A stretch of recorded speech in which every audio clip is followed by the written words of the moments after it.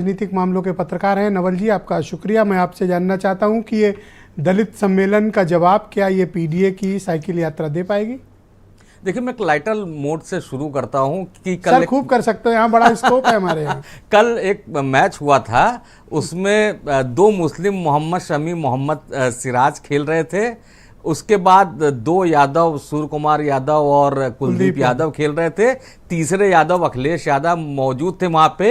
India India के नारे लग रहे थे और इंडिया जीत भी गया था।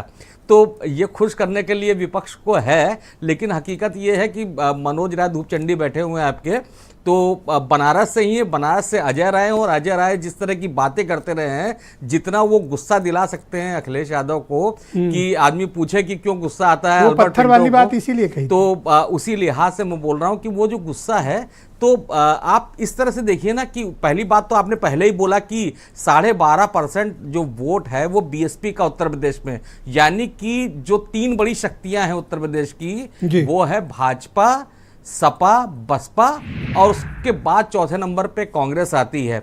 अब उसमें बसपा ने अपना अब तक अलग रास्ता तय कर रखा है, भाजपा तो लड़ ही रही है सबके खिलाफ।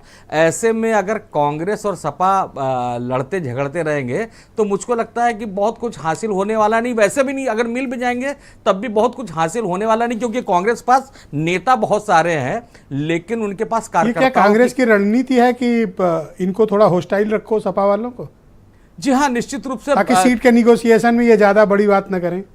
जी हाँ, निश्चित रूप से पहली बात तो उनको वहां पे एमपी में ही दबाव बनाने की कोशिश थी कि एमपी में कांग्रेस को लग रहा है, और जो सुरेंद्र राजपूत जी बैठे हैं वो तो पत्रकारों को इनवाइट भी किए कि मेरे संग मध्य प्रदेश चलिए। मुझको भी कहा है कि चल के आपको दिखाते हैं कि कितना अच्छा कांग्रेस का माहौल है। निश्चित रूप से कांग्रेस का हो सकता है कि वहां मध्य प्रदेश में अच्छा माहौल हो, कांग्रेस जीत जाए, लेकिन उत्तर प्रदेश की जो जमीन है वो सरकी हुई है। 2009 का इलेक्शन जरूर इनके पक्ष में है। जब बार्गेनिंग करेंगे तो उसमें चल सकता है कि 22 सीटें हम जीत के आए थे, तो वो 22 सीटों पे तो दावेदारी कर सकते हैं। लेकिन जो पिछले दो चुनाव हुए हैं उसमें जो कांग्रेस बीजेपी जो आकर्षित करने की दलितों को खासतौर पर कोशिश कर रही, इन दलित सम्मेलनों को नवल जी बड़ा राजनीतिक मायनों से देखा जाना चाहिए। ये हो सकता है दूसरे दल इसको ना समझ पा रहे हो, बट ये बहुत ही पॉलिटिकल स्ट्रेटजी है ये। देखिए, आपने जो जातियों का जिक्र किया, बीजेपी भी इस तीन तिकड़म की बहुत माहिर हो चुकी है। खासतौर से जो मोदी जी और अमित शाह जी का कार्यकाल आया उसमें बहुत माहिर हो चुकी जातियों का समीकरण बनाने में। लेकिन इन्हीं जातियों में से उसने एक जाति और तैयार करके, बल्कि दो जाति, एक जाति तो वो है जो लाभार्थी जिसको कहते हैं, उसी दलितों में से, उसी पिछड़ों में से वो है, और उसी अल्पसंख्यकों में से। अल्पसंख्यक भले ही वोट ना देते हो बीजेपी को, लेकिन वो उदासीन भी कई जगह हो गए हैं, कई जगह वोट देने नहीं निकले हैं, तो वो एक लाभार्थी वर्ग वो भी डेवलप हुआ है। हिंदुत्व के नाम पे सबसे ज्यादा पिछड़े और दलित, आप मेले होते हैं गांव के, मंदिरों के गांव में मेले लगते हैं, आप देखिए उसमें बड़े लोग कम जाते हैं, सवर्ण जाति के लोग कम जाते हैं, आपको दलित पिछड़े ज्यादा दिखेंगे। तो मुझको लगता है कि ये धार्मिक आयोजनों में पिछड़े और दलितों की भागीदारी बढ़ी है।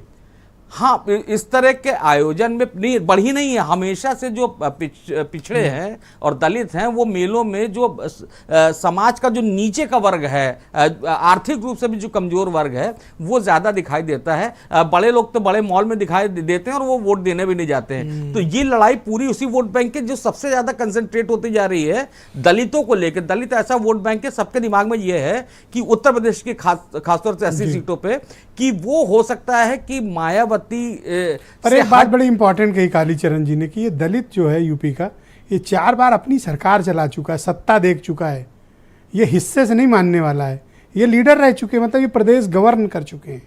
हाँ, बड़े इंपॉर्टेंट फैक्टर है इन्होंने। बिल्कुल आप बात सही भी है, 4 बार बिल्कुल आप सही कह रहे हैं। लेकिन इस तरह ये भी देखिए ना कि आज जो अखिलेश यादव आज से पहले कुछ और बता रहे थे, आज उन्होंने अगड़ा भी जोड़ दिया, तो उनको ख्याल में मायावती ही आई होंगी कि जिन्होंने जूते मारो 4 वाले नारे से बीएसपी जैसे ही अगड़ा जोड़ा मनोज राय आज डिबेट के लिए आ गए।